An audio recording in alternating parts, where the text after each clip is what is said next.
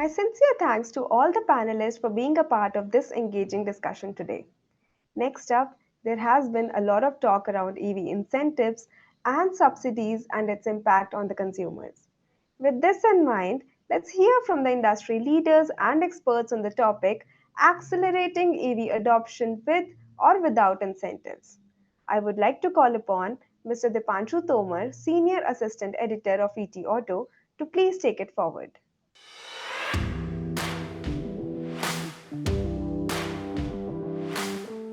Thank you so much, Shubhangi, for introducing the Fireside Chat topic and our esteemed speakers. We have Mr. Ashish Kundra, who is Principal Secretary, Government of Delhi, and Ms. Suman Mishra, who's MD and CEO, Mahindra Last Mile Mobility. And the topic for the Fireside Chat is accelerating EV adoption with or without subsidies. So, first of all, I would like to ask you, in the recent developments that happened around FAME, what is your view on overall subsidy as an incentive for OEMs and customers? See, I would like to make a distinction between procurements which are made by government and the procurements which are made in the individual space. For instance, bus procurements, in the gross cost contract, when we started off in the Grand Challenge, there was a FAME subsidy of 45 or 50 lakhs. And that's how the contract was modeled. Then we moved to the National E-Bus program, and a similar framework was envisaged, but the bidders, in fact, the successful bidders, preferred to opt for going without subsidy. The reason being that against the FAME subsidy, they had to give additional bank guarantees, and that was creating a challenge of cash flows for them. So I think in as far as the bus program is concerned, right now we have, with the demand aggregation model, we have enough traction to be able to move without a subsidy regime. Only thing which OEMs and operators want is a payment security mechanism so that the contract moves smoothly. In as far as the individual purchases are concerned, so somebody wants to buy a car or a two-wheeler or a three-wheeler or something like that. I suppose, we have not yet reached a stage where there is still a significant price differential between a conventional fuel vehicle and a battery-operated vehicle. So an element of subsidy is still required to sustain the momentum which has been gained over the last few years. Got it. Mr. Man, particularly talking about, since Mr. Ashish has talked about the bus program as a whole, and why some bidders have opted out for not having the subsidy because of the bank guarantees. Electric three-wheeler is one of another segment where the adoption has been very faster compared to any other segment, like two-wheelers or passenger vehicles. So what were the reasons, and how do you see the overall ecosystem currently, where how we can move forward with or without subsidy? Thank you. First of all, it's a real pleasure to be here with Ashish sir and you. An opportune time as well. Really, if we are talking about whether subsidy is required, I think subsidy is necessarily a short-term formula which we need for the next few years while the ecosystem scales up. Because when you're talking about two and three-wheeler, the individual ability of the customer to buy is lower. The ability for them to give a down payment is lower. And we also want to push electrification in this category because it is one of the lowest hanging fruits that is there. The impact of the reduction of tailpipe emission and the sound pollution itself will pay rich dividends for all our cities. So yes, there is a need for subsidy for a period of time, and I like to say maybe 2-3 years until we can localize the rest of the ecosystem. Today we are heavily dependent on imports, for example, of the cells. The cells will start coming manufactured in India maybe 2-3 years from now. The scale is nominal. The scale needs to ramp up so that we can get some economic benefits, and the ecosystem around also has to mature.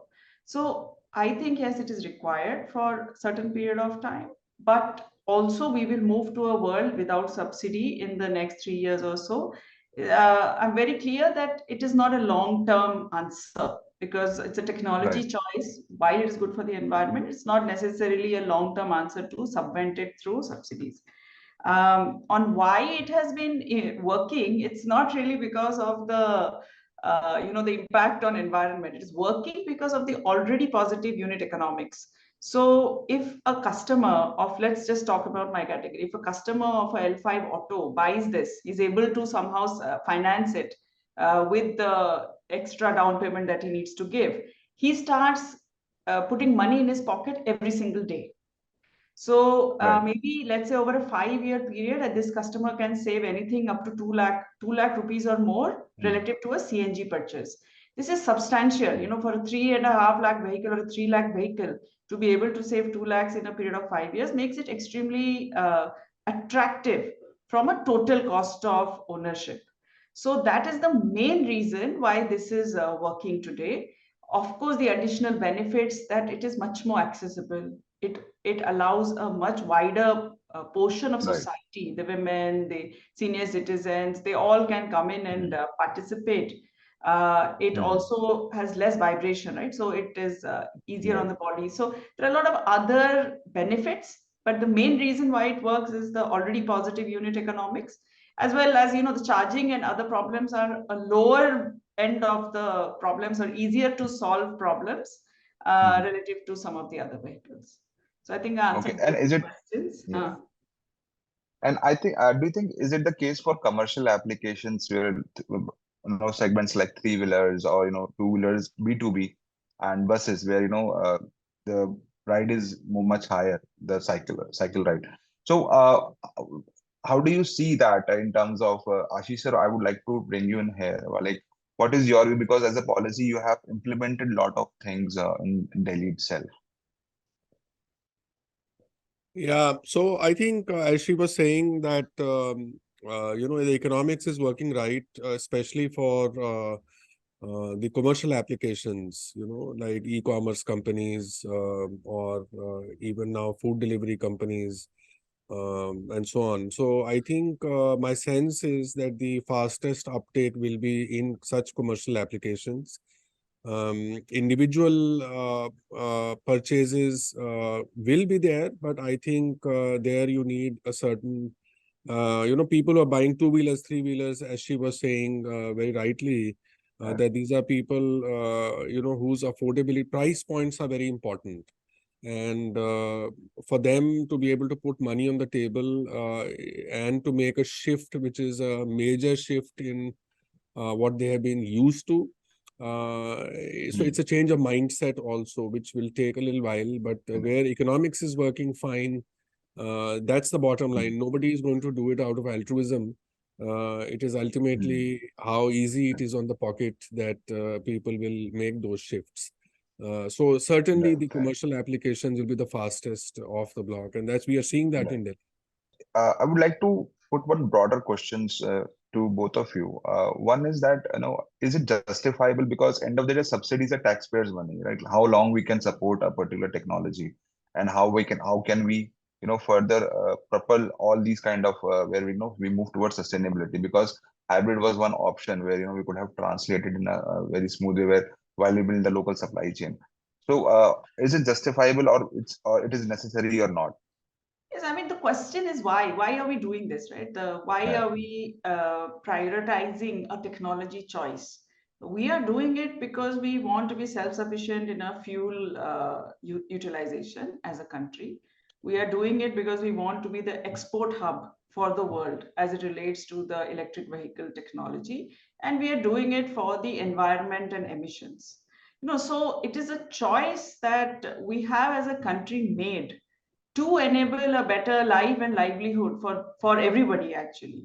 So yes, it needs subsidy for some period of time, and because it has a broader purpose and goal, it is viable. The next technology, it is not usual for any next technology to be subsidized, which is why maybe some people ask the question. But when you are choosing a Right. technology which has so much benefits like environment, pollution, livelihood, then it makes sense. And we have discussed this before on hybrid, right? We're talking about efficiency. Let's Yeah. talk about efficiency. Let's not talk about, incrementalism. And also, when you talk about the start-stop tailpipe emissions in any congested Right. location, the technology advantage is clearly proven. The environment, the impact of the zero tailpipe emissions with incremental tailpipe emissions. So even from that perspective, that technology doesn't work better. So incremental, the reason you are asking this question because is because the subsidy choice is being done for pushing the next generation of technology, and Next. it is Yeah. rightly so. If it was used to push an incremental improvement on the technology, perhaps the answer would have been no. So Right. from a efficiency, let's look at the absolute energy efficiency from ICE to hybrid to EV, and then this answer discussion becomes extremely clear. Done. Done. Ashish sir, your view. Yeah, you have to look at it from a larger perspective. When is it that you subsidize? Of course, taxpayer money and all of that is fine. But the fact of the matter is that, transport sector as a single largest contributor to air quality, the pollution. So the ambient air quality, we sometimes take it for granted, but the kind of burden of disease which people face because of the poor air quality in cities, and the lung diseases, asthma, and so on. So the cost which people incur for their health care, we have to keep that in mind as well. So the Right. idea is we have to clean up the air, and one large component, as Sumanji was saying, is to bring down the tailpipe emissions, and this is a zero emission technology. So, on the one hand, you are incentivizing the Mm. manufacturers, because for them it's Mm. a huge investment to make a shift from an assembly line which they Mm. have been used to in making the ICE vehicles, Right. and suddenly you ask them to make a shift to battery operated vehicles. It's a major Right. investment, and so you are trying to catalyze the supply chain. At the same Right. time, you are trying to create an ecosystem where there's adequate demand for whatever is being produced. So in the Right. initial years, as she was rightly saying, it's not as if it is going to be a permanent feature, but and globally, this is what has been the experience. I mean, all countries around the world have in the initial phases offered subsidies for people to adopt new technology. And I think we are on Right. the right course. Right.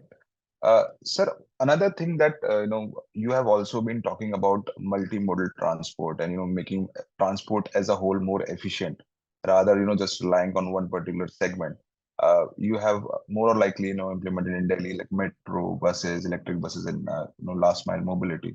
So, do you think this can be one of the solutions where we can reduce the tailpipe emission and while we build the local supply chains, to give the subsidies and make people aware about the EVs.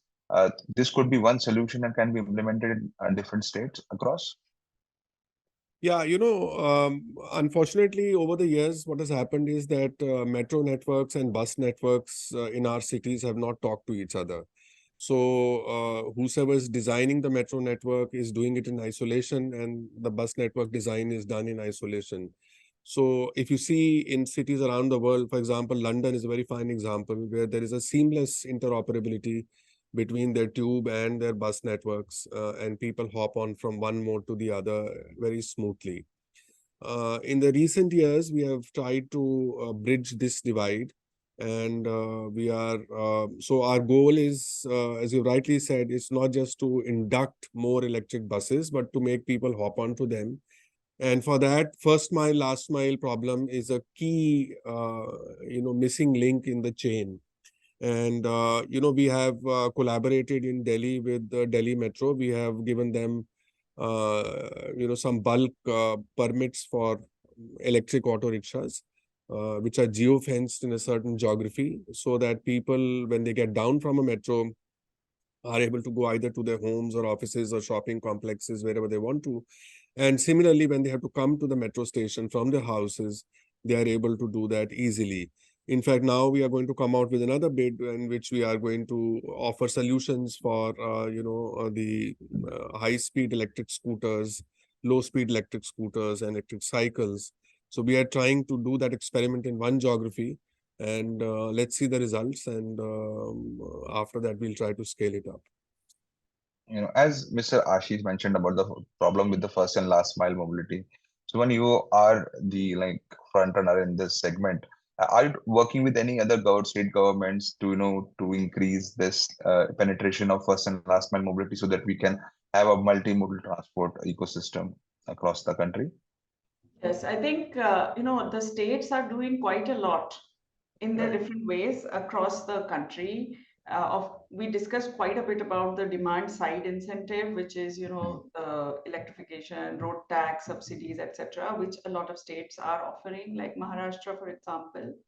On the supply side, we are working again with various states like Telangana, Karnataka, which are offering manufacturing related support, to establish centers. They're giving power tariff exemptions, capital subsidies, all the electricity duties, etc., which allows us to establish manufacturing centers of excellence in these different states. And finally, the most important, I think, apart from all this, is the ecosystem. And when it comes to the ecosystem, there are different things that are happening in the country, but perhaps this needs to be an area of a lot of focus is the charging infra. That is one big one. And the second one, obviously, is the availability of trained labor. There is a significant shortfall in the availability of people who can actually, both on the high end, give R&D for EVs, which is a problem to be solved with the IITs, but also on the low end to service the EVs. So there are these two areas that we are trying to partner in various capacities with multiple state, local, municipalities, ITIs, wherever possible to try and push this forward. We did start some work with Delhi government as well on the same metro permits. Same thing we have started with the Telangana government on the metro permits. On this whole point, I would like to suggest that if the whole process of getting and implementing permits could kindly become automated or simplified, that will be a great blessings to all the OEMs who are trying to electrify, because today it's labyrinthine, it's onerous, it's a lot of back and forth in all the states. It's not one state specific. So if it could be simplified, to allow us to avail the incentives that the states are already providing, not asking for more, but the process of getting there is it's quite tricky and challenging in today's context. And we sell pan India, we sell from the northeast states to the southernmost states.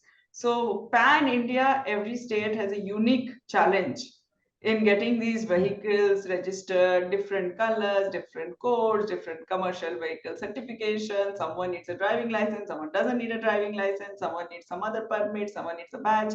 It's just a lot. So if we could simplify this whole part of it, it would really help in speeding up the adoption. And then the second problem, like I said, is charging infra. I'm sure we'll discuss that a little bit more, but I have quite a few perspectives on what could be done there. Yeah, I was coming to the charging infrastructure because since we're talking about the ecosystem and I've talked about the demand incentive. Ashish sir, what is the state in the Delhi state as per for the charging infrastructure when we see overall? Because there are buses, last mile, first mile, three-wheelers. I see a lot of two-wheelers also. What is your standpoint on that, and what kind of policies you have implemented, and what is the success rate there? So, we prepared something called a charging action plan in Delhi, and we have been implementing it in a bit of a scientific manner, let me say. So what we did was we partnered with a company called Map My India, and the geo coordinates of all EV owners, we put it out on the map. We generated a heat map of where are the clusters of various kinds of vehicles, because the charging requirement of vehicles depends on the kind of vehicle that people drive. For two-wheelers, they need slow chargers. For auto rickshaws, it could be battery swapping or slow chargers. For cars, it could be fast chargers, etc., etc. So, and then we have a framework in which we are incentivizing people to buy chargers with subsidies. So we are giving 6,000 rupees subsidy per charger through a portal which is operated by the discoms. They have a panel of charging companies. So typically, a slow charger is costing around 8,500, and even less. So it's almost free that people are able to get a charger and install it in their home, office, or shop wherever they want to. Apart from that, we have an arrangement in which there's a Ministry of Power circular which says that any central PSU or a state PSU can have an agreement with a landowning agency, and then there's a charge point operator at the back, and then they have to pay the landowning agency 1 rupee per unit sold. That we have used to densify the charging infrastructure. And then we have also bundled government land parcels in various locations, metro stations, etc., etc. We floated a bid, and we had very good numbers, and the bid parameter was the cost of electricity sold. And the result of all of that so far is very encouraging. We have 4,000 plus charging points in Delhi, which is the highest in the country. There's a Bureau of Energy Efficiency report which says that across India, 55% of power consumed from charging points is actually in Delhi. So it just goes on to show that the Wow. usage of these charging stations is also very high, and it's growing. I mean, frankly, you go across cities in India, you don't see those many green number plates as you see them in Delhi.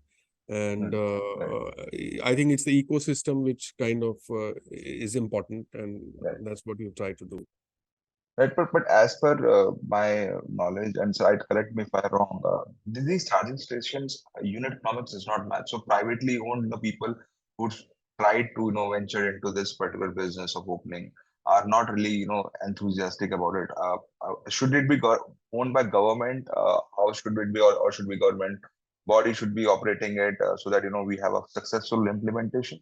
On the contrary, actually, there are charging companies are desperate to get land. It is all about land Okay. economics because, the Okay. first mover advantage when they get, it is like investing ahead of time. And so everybody is trying to scramble in that space to figure out how best to get land in the right place, right location, where there are maximum wheel falls rather than footfalls, let's say. And Got it. take advantage of the economics which go with that. And there are multiple players in this space now, and in fact what is happening is that now there are companies, for instance, GeoBP, Shell, Adani, companies like these who are wanting to make strategic investment in the charging space. Right. And there are companies like we have got IGL gas, the CNG gas stations, and I've Right. told the MD of IGL that you are going to take a serious hit in your CNG revenues because our buses are turning electric. Right. So you should Right. now partner with some of these companies, establish fast charging stations, battery swapping. And in fact, Right. all oil companies have been given a mandate by the government of India to establish battery swapping and fast charging stations at their premises. So I don't think this is a space where government has to venture in. There is enough Right. potential and promise, and it makes a lot of economic sense. But as I said, you have to be having some degree of patience and deep pockets to be able to wait it out till the time there is a certain Right. degree of adoption. And in cities like Delhi, already people are, able to get return on investment pretty fast. Seeing the developments you mentioned, I think it is charging infrastructure does not seem to be a problem for in Delhi at least. Suman, what is your view overall from the country, India as a country? And you had some points around charging infrastructure as a challenge for the faster adoption of EV. There are a couple of aspects when you talk about charging. Let's segregate the two areas. There are these low voltage systems, the two, three wheelers, and then there are the high voltage systems. In the low voltage system, you need plug, which means you need to solve for parking and you need to solve for availability of electricity. You actually don't need to put expensive chargers anywhere. You need plug points and you need electricity, because these are all off-board chargers. Every vehicle carries an off-board charger for opportunistic charging. So when you think about that, it is solving the parking problem. That means it's a different way of solving the problem, right? Wherever there is unused parking space at nights, whether it's malls, whatever, open areas, fields, those need to be converted to charger plus parking spaces, and are provided on a pay-per-use basis. It's not free, right? So anyway, Right. everybody charges for parking. So you charge for parking plus charging. And I have seen several models like that in many different parts of the country. If you travel around, you will see, where are these vehicles parked? We talk about three-wheelers having 40-50%, because vast majority of them is lead acid. Lead acid takes 8 to 9 hours to charge, and it hardly runs. So where are they getting charged? Where are these lakhs of vehicles getting charged every day? They are getting charged in several, parking areas in cities and or at homes. So when I talk about this low voltage, that is the same solution. In the congested cities, you have to provide for parking plus charging areas, and everywhere else it is done at home, because there is not, space is not a problem. Now, when you come to the high voltage systems, there is also a capital problem. It is about land, but you also have to provide a charger, because you can't, and you also need a high voltage line. It's quite a complicated problem Right. to solve, right? Where are you going to provide Right. a charging system which is high voltage, which either the Bharat DC 001 or your GBT or CCS protocol, what protocol it is following, where it is there, and how it is getting utilized by which range of vehicles. It's a more complex problem to solve, and that really needs the ecosystem to mature a lot more. The third level of problem is Mm. intercity. You again need these charging Mm. protocols on intercity commute. Now, who solves for that? Because right now, if we buy a bigger vehicle, it and non-commercial purposes, it is as a second use. If I want to use it as a primary use, I need to solve for the intercity high-speed charging network as well. Like in America, this has been solved for, right? You'll see a lot of these ads of people going around the country and managing the charging or not with charging. So that's a specific problem to be again solved for passenger commute with high voltage charging. So I like to segregate. These are different problems. I think the lowest hanging is the one where you don't need to put the charger. You need, anyway, it is getting solved for a large swath of vehicles. We need to be a little sensible about providing access in only landlocked cities, which is like the Delhis and the Bombays, and mostly Bombay. Actually, Delhi still has much more land, but cities like this where there is a problem of land, that parking problem has to be resolved. So that's where Yeah. the state governments can come in. In the high speed, it will take a little bit of time, high voltage charging, because you have to provide the connection. In the bus depots, you have to provide the connection. So that takes a little bit of a Right. solution of both the grid and the parking. And Right. finally, the intercity is a completely open area for India. I think that is what will Mm. be the biggest bottleneck in adoption of the four-wheeler passengers. But that is again a Right. problem which will start getting solved as the critical mass starts increasing. So all of this will be solved. The way they will be solved will be quite different. Different. Ashish sir, would like to understand, since you have been working very aggressively on charging stations, and Suman has also a viewpoint, and from both of you would like to understand, uh, would it be there will be two options for us going forward: battery swapping and fixed charging, or it will one will overtake other in the future? See, battery swapping in the current use cases is restricted to two-wheelers and three-wheelers. In fact, and three-wheelers also there is only one particular model, Piaggio, Right. which is got a battery swapping model. Hmm. And the range is lower. Battery swapping to be successful needs a very dense footprint of battery swapping stations. And Hmm. if there are countries like Taiwan, for instance, where there's this company called Gogoro, which has offered Right. these solutions, and they are very dense network, and it is supposedly very successful. So I think it is evolving this whole space. The challenge in battery swapping is the lack of interoperability.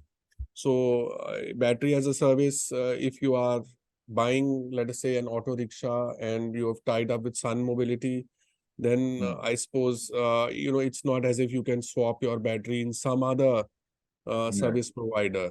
So unless those interoperability frameworks get resolved, it will be a suboptimal utilization of infrastructure, and obviously it needs investment. So I think all operators at some point in time, either there'll be consolidation of the market, or they will have to figure out that yes, we need interoperability to make this successful.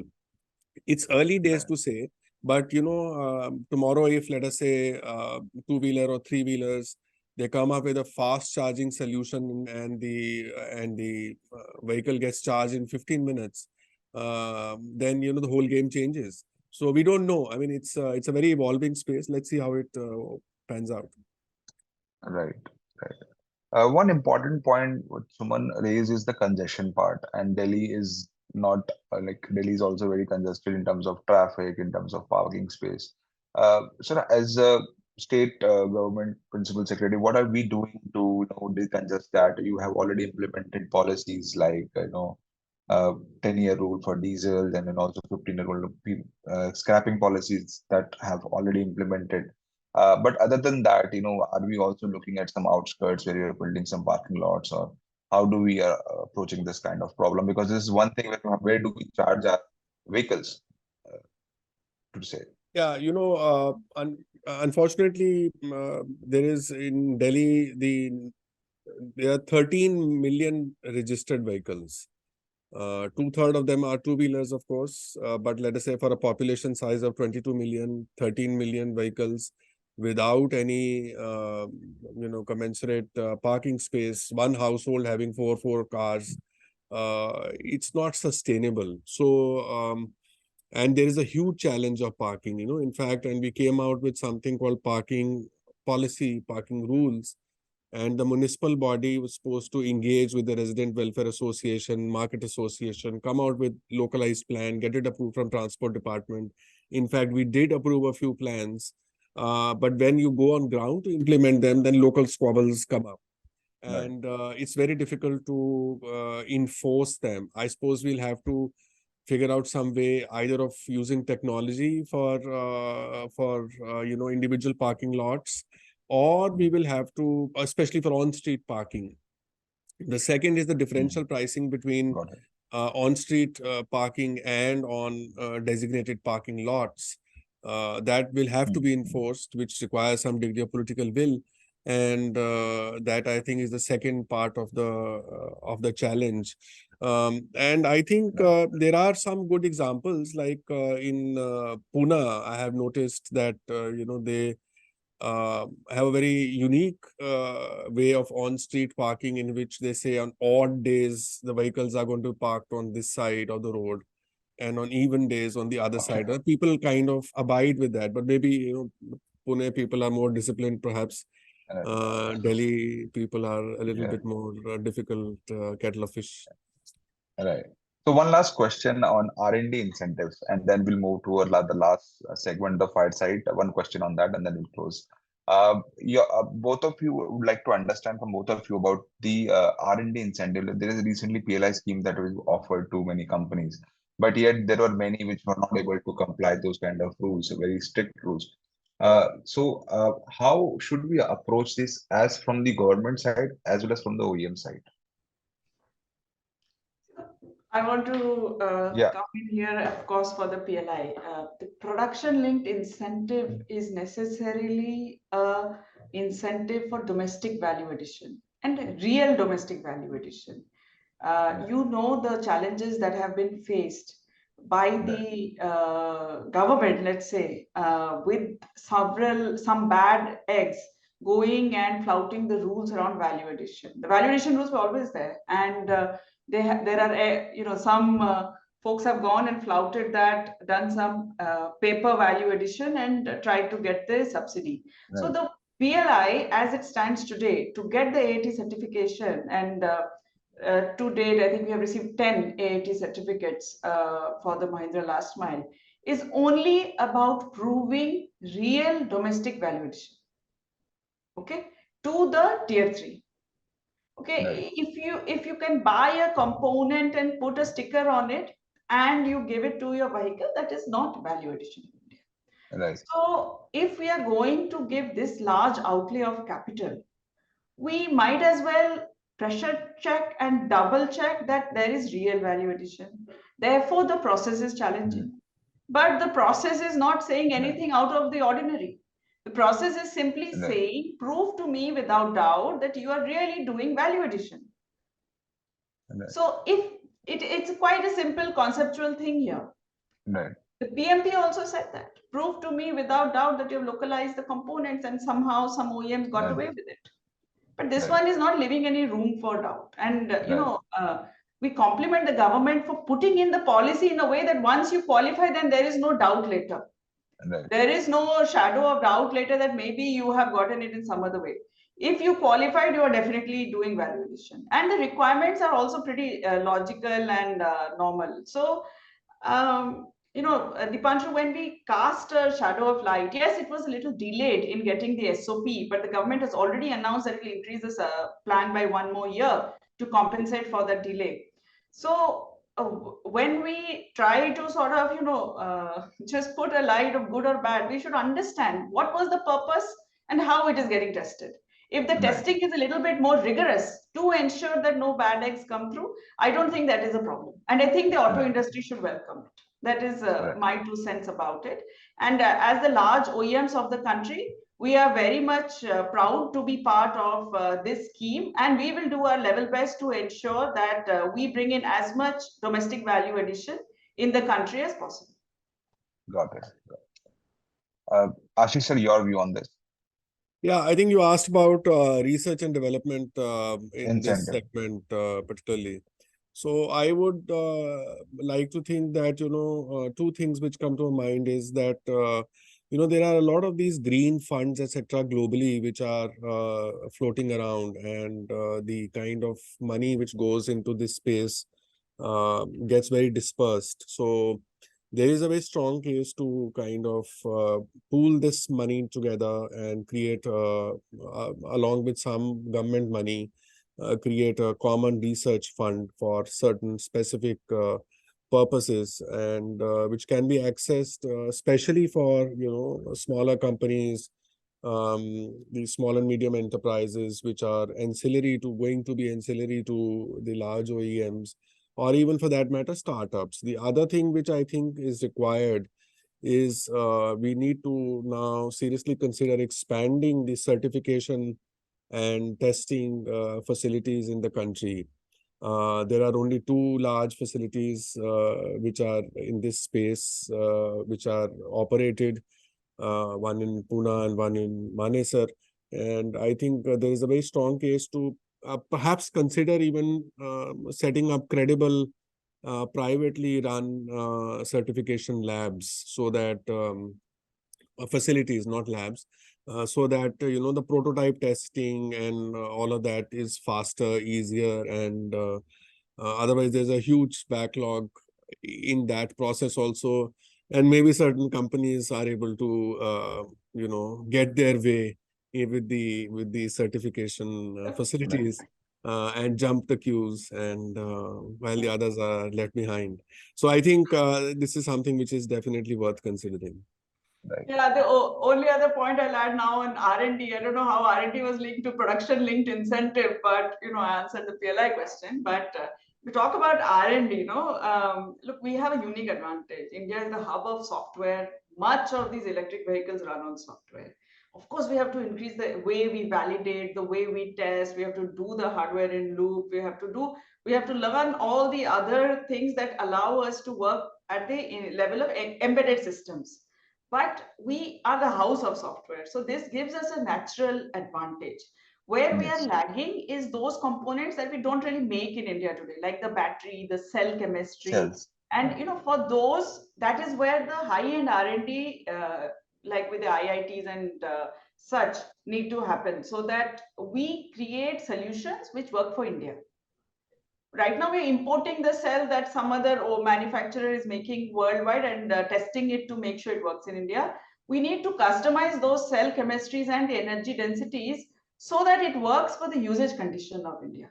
So that is the one area which is I see a lacune, and I think that as the ACC PLI thing kicks in and the cells start getting made in India, that will naturally bring about a lot of thermal battery engineers. Thermal is a big deal in electric vehicles, and we need a lot of research around that. Got it. So that's one area which I see we can put some more emphasis and focus on as a country to develop that capability.